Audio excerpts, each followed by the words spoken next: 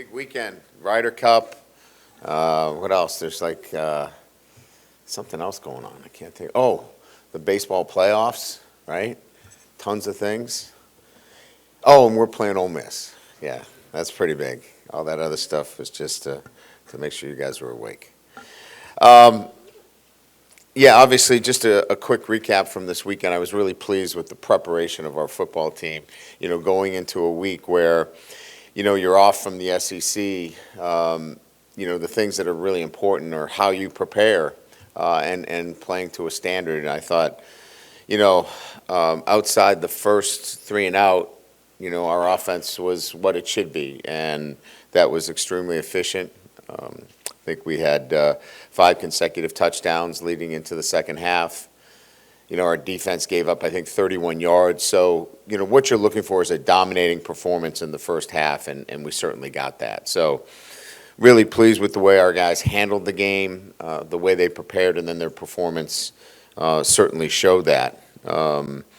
Now we're into the SEC for, a couple of months. And so each and every week is a challenge. We know the opposition each week will certainly test us. But now you lean on, your foundational principles. You lean on, what your process is and how you go to work every day, your habits, the way you prepare. And at times you're going to have to be leaning on guys that haven't started. This tests your depth within your program. It tests your roster. And so all those things will come into play as we move into, the next couple of months, excuse me. So Ole Miss, certainly a rivalry game, playing for the Magnolia Trophy, the Bowl Trophy. I think everybody knows this is a game that goes way back, and certainly the last couple of years it was decided on the last plays of the game. Ole Miss is an outstanding football team, well coached. Lane does a great job, and again, they have an established winning culture and certainly an offense that has again put up incredible numbers offensively, and they do it with 2 quarterbacks now, which is very difficult to do, but they've managed it quite well with Simmons and Chambliss. Both of them have been extremely effective and efficient through their first couple of games, throwing and running. So you've got a dual threat situation. I think Lacey is one of the best backs in the league. Harrison, an outstanding wide receiver. They've got some veteran offensive linemen. And so they're so, obviously efficient at what they do and how they do it. This is what they do, and it's very similar week in and week out, and certainly the balance that they have in running and throwing the football. Defensively, Harris, Daughtery at linebacker, and Perkins at the edge. They've got an inside presence, they've got an outside presence, and they certainly have it at the linebacker who kind of, makes things happen for them. So. Again, a great challenge for us, one that we're looking forward to. We got to go on the road. Anytime you go on the road in the SEC, it's a great challenge, and we recognize that going into this week. So that will open up the questions. Brian, just to get started, updates on West Weeks, Caden Durham, Gabe Relaford, and Trades Green. What is their status now heading into the week? West Weeks ran yesterday. I think we got him at 90%, so I would say that he is probable for this game leading into it. Trades will play. He was pretty good in pregame, and then we felt like we could hold him back for another week. Caden Durham will be a day-to-day situation. He was better than we had first thought. Doesn't show the signs of a high ankle, so he's anxious to give it a shot and play, but we'll monitor him, throughout the week.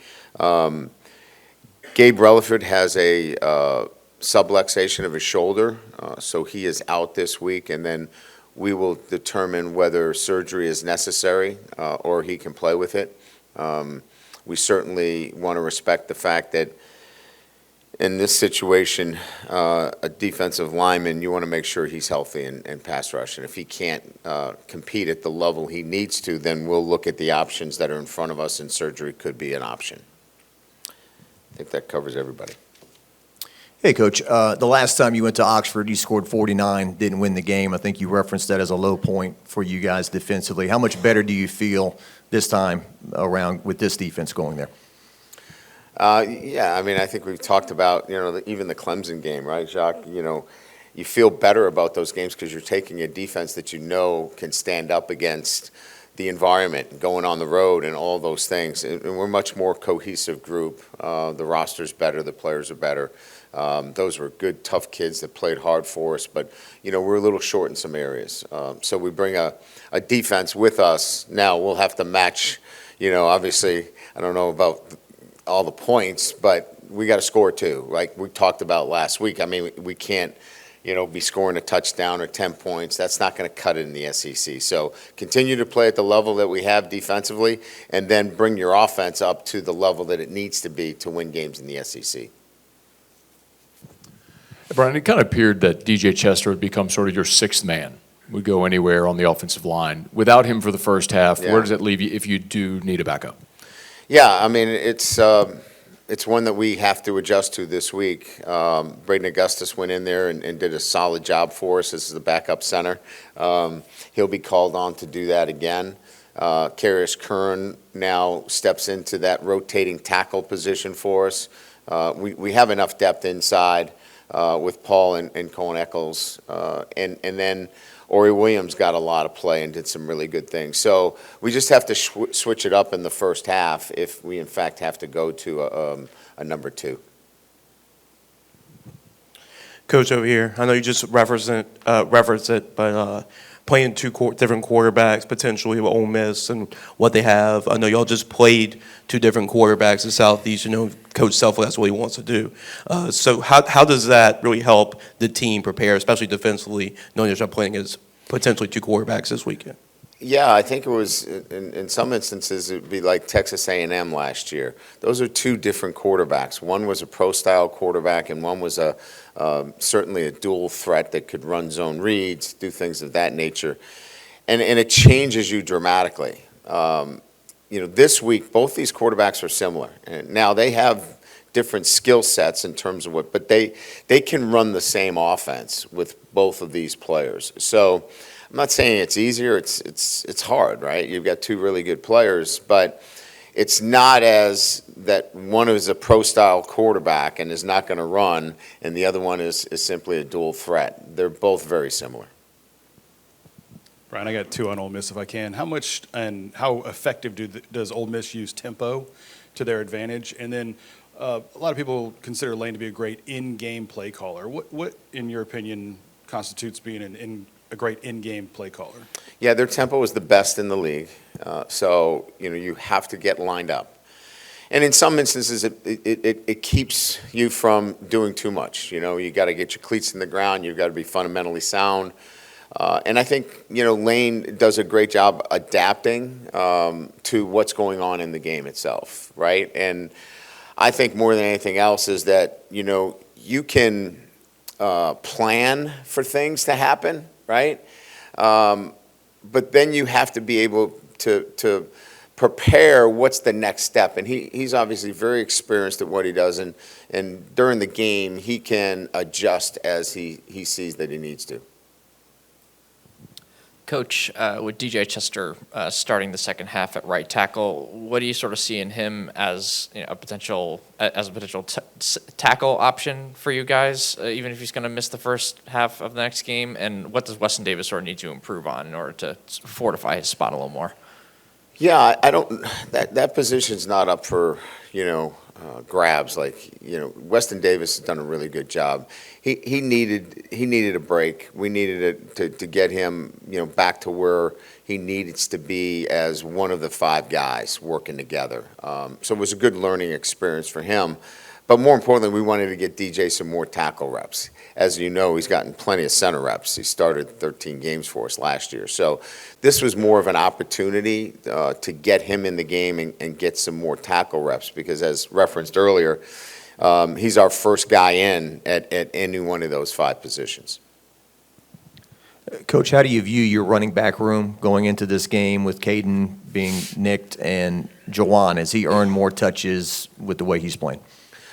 Yeah, I mean, I think he did a great job. I think Caden, certainly will be in the mix provided he's healthy, and early indications are that, he's going to be able to play. We'll see how it goes during the week. I don't want to get too far ahead of myself, but, we got a good report on him yesterday, and then this morning, when we moved them around, it was positive. So you'll have both those guys, and I thought Caleb Jackson probably had his best game of the year in terms of seeing things, hitting them, playing physical, catching the ball out of the backfield.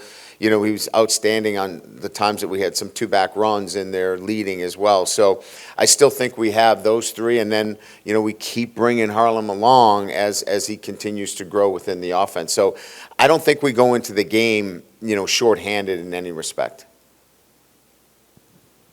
I guess just following up on Cobble's question a couple minutes ago, just the Kiffin versus Blake Baker. These are obviously two very highly regarded offensive and defensive minds. Just as a football coach, fan of football, just what do you like about just the opportunity those two get to kind of mix and match each Well, other? I think we're at the point that we know each other very well. I mean, both teams, for me, this is, certainly the fourth time we've played against each other. Blake's done it when he's at Missouri too. So there's no tricks really. It's not like, I never saw that coming. I think you have, when you get down to it, it's the team that really is executing at the highest level and doing the little things the right way. They're going to get theirs. There's no question. That's a great offense. But I think that's played a little bit too much because they know each other so well and they know what to expect, and both of them on offense and defense know how to make the appropriate adjustments. Last week you talked about wanting your offense to play a little looser and freer, I guess. Yeah. Garrett echoed those sentiments in the postgame, saying he felt like that was the case. Did you see that on film? What did you like about your team in that instance and that they were able to just get out there and play?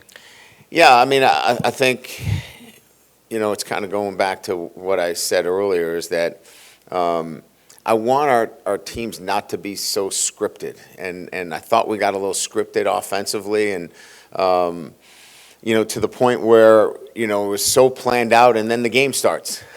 And then you got to adapt and adjust. And so I think as you talk about the offensive structure, I think it's continually find ways to run the ball and have a running game. And then let Garrett Nussmeier do what he does, and he loves to throw the football down the field. So I think, being a little bit more aggressive on fourth down, we had the 3 fourth down situations. I think it just, from my perspective and talking to our players, they just felt better about how we attack things, and we'll have to continue to do that moving forward. Coach, Patrick Payton has affected the game, it feels like, more than just what shows up in the stat sheet, obviously with the injured Relaford. You just talk about what he's provided through the first, month of the season and what you like about him? It's a great question. We were just talking about it, his unselfishness. He's not out there looking for sacks. He's out there, playing the defense. And that's going to serve him well down the road when NFL teams start to really look at his effectiveness. You come here and you're like, well, I want to, make sacks and get the, the bling plays. He's been really effective as being 1/11th of that defense. We've been really good because those guys, not just him, but Jack, and certainly Jamari, who had a really good game Saturday, they have done their jobs and not gone outside the lines to try to get individual statistics, and really proud of all of them. Well, again, I think, you recruit somebody and you see them on film and you see the things that you really like about them. I'm not surprised after getting a chance to know him since he's been here that he's a guy that's going to do the things for your team first and foremost. And you don't know that till you get a chance to know him. But, I thought we did a really good job of, vetting the players that we brought in out. And all he really wanted when we recruited him was to play for a championship. Ryan, just how do you feel about the fact that LSU is not going to play Alabama on an annual basis? It's been reported that it'll be Arkansas as the third opponent. What are your thoughts on that? Yeah, I'm fine with the way it's set up because within 4 years you're going to play them home and away. So, yeah, you might not get them every year, but you're going to get them enough where it continues to take the the big game approach to playing Alabama. So the way the schedule's set up, I feel really good about, what it looks like and all the teams that we're going to get a chance to play in the SEC. Coach, I want to ask you about a local kid, Dylan Carpenter, gets in the game, Yeah. gets a quarterback sack, has been on the team for 3 years. How do you feel about, getting rewarded for sticking around? And were there any other guys in the game who did something like that? Yeah, I mean, I think that, here's a guy that has waited for his opportunity. We went into the portal and took some guys, and he just kept working hard every day. And so it's great to see those kind of stories with a kid from the state that had some success on Saturday, and he played well. I think he's built trust with our defensive staff and everybody, including myself, that we can put him in the game, and he's going to be a good, solid player for us. I think if you look across the board, you have like a number of guys that have had to be selfless. The first guy that comes to mind is Chris Hilton. He goes out there and plays his tail off. He's blocking. He's doing all the things. He could easily say, what about mine? Why am I not getting mine? And certainly he wants the ball. He's a competitor. And if he didn't want the ball, I'd be worried about that. But he does. But he's a teammate first, and that's why he's a leader of our football team. He would be another great example. Brian, obviously your offensive personnel is much different now than what it was the last time you played in Oxford. So is there value in, quote unquote, slowing the game down when you guys have the ball offensively to sort of counteract what Ole Miss likes to do with their offense? No, I don't think so. I think we're built a lot like we were last year. I mean, we're developing the continuity within the offensive line, but we've got weapons on the outside. The running backs are same. I think the 2 tight end situation that we have is, obviously equal in some respects to last year.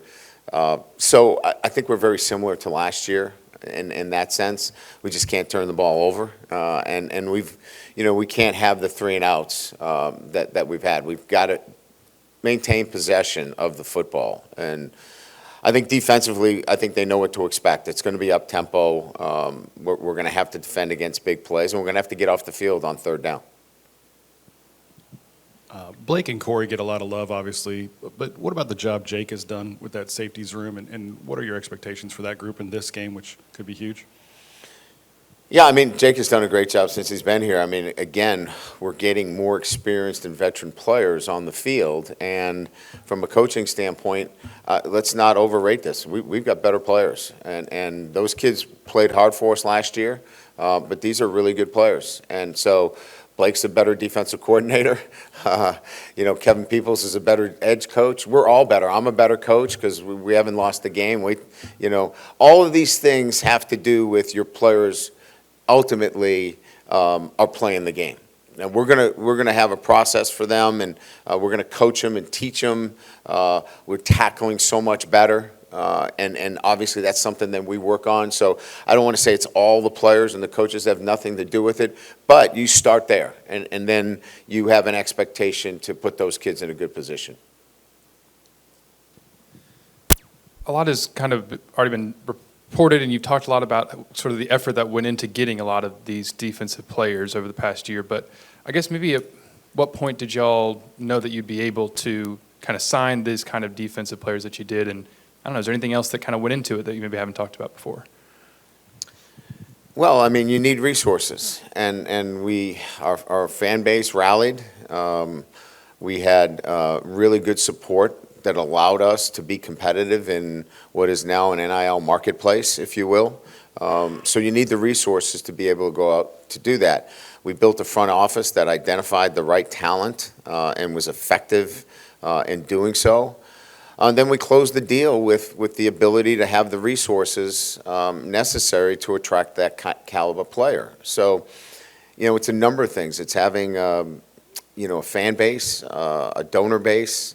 It's having a front office. It's and then creating an environment, here at LSU and using the brand of LSU and what it can do. I think all of those things, Wilson, came together as one to get to where we are with this roster. Coach, with Gabe Relaford out, how do you guys sort of piece together that fourth edge rusher spot to sort of rotate in? Is it going to be a bunch of different guys? Is there a guy that you kind of want tabbed for that spot? I was just sort of curious how you guys approach that now. Yeah, we talked about Dylan. Dylan played quite a bit. We're excited about Dylan. We'll take a look at, CJ and Collage. They're both ready to play for us as well. We'll take a look at Damian Shanklin. We think we have some really good options for that fourth position. We'll miss Gabe this week, certainly, until we decide what his fate is moving forward relative to the shoulder. But we feel really good that we're going to be able to find that fourth guy through all the guys that I just mentioned. Would you mind just elaborating a bit on Carius Kern, what you noticed when he showed up in the spring to fall camp, then really getting his first extended action on Saturday? He's an exceptional physical specimen, but we have to be able to turn that into a technically sound offensive lineman, and he's made really good progress. I think we all know that I'm willing to play freshman at that position. We did it in 2022. It's just really difficult, when you're asking somebody to go in and play a position at this level for the first time. There's going to be a learning curve. I like what he's doing. I like the maturity that he's showing and the consistency. And I still think you're going to see him playing in some capacity, and he's got to be prepared to do so. Any adjustments or challenges with the 230 kick? No, but it is our first 230 kick in quite some time. I don't know when the last time we played. I can't remember. See, there you go. All right, that's good for me. I didn't remember something. Nothing major. I think that it's not an easy trip, and I told our team that last week, actually. We were talking about the schedule moving forward. You get to Tupelo, and then you're still an hour bus ride, so you got to handle it. You got to mentally lock in and handle that you've got a road trip, and don't be distracted by it. It is what it is. And get your mind right about that, and be prepared. But I don't think the 2:30 start is really something that's out of our comfort zone. We practice every time right around that 2:30 time. No, I don't think we're going to do that this year. Yeah, that's a one-time deal.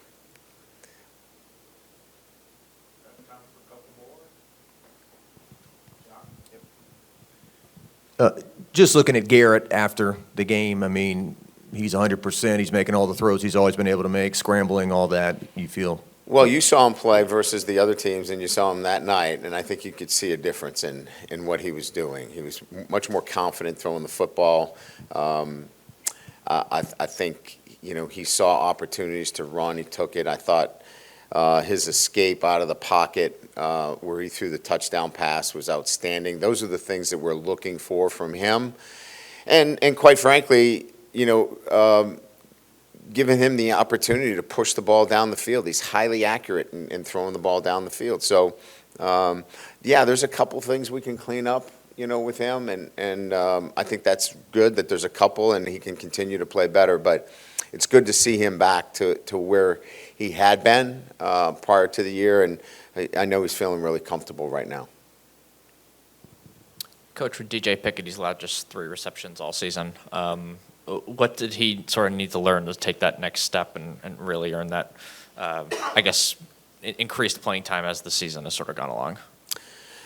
Yeah, I don't have the rep breakdown, but it was pretty close on Saturday. They were somewhere in that 34, 36 range, and all of them were pretty close.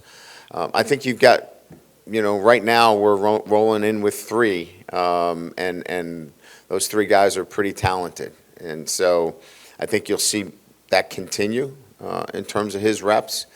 And just more game experience, a couple of times where he was in a position he's got to wrap up and make a tackle, but he's an outstanding player. I mean, we're nitpicking. I mean, here's a true freshman coming in, and he can play at the highest level. Thank you. Great, thank you.